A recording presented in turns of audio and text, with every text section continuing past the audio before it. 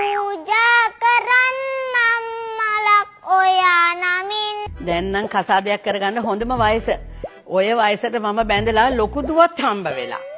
අම්මෝ නැන්දේ. නැන්දට මාර්කුලප්පුවනේ තිබිලා තියෙන්නේ. මොකක්? අනේ මේ අපේ කෙල්ල හරියට විහිළු කරනවා අක්කේ.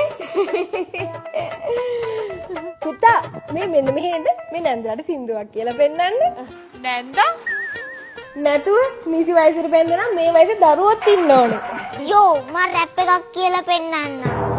නෑ පුතා. පුතා ආගම දහම ගැන තියෙන සින්දුවක් කියන්නකෝ. පුතා දන්නවද? නැතුව අපේ පුතා දන්නවා. අපි හෙට අනිද්දා පුතා බේබි ස්ටායර් වඳින්නේ.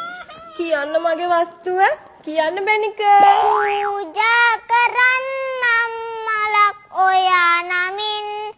ඉන්නවටත් වඩා ඉන්න සතුටින් හොඳින්.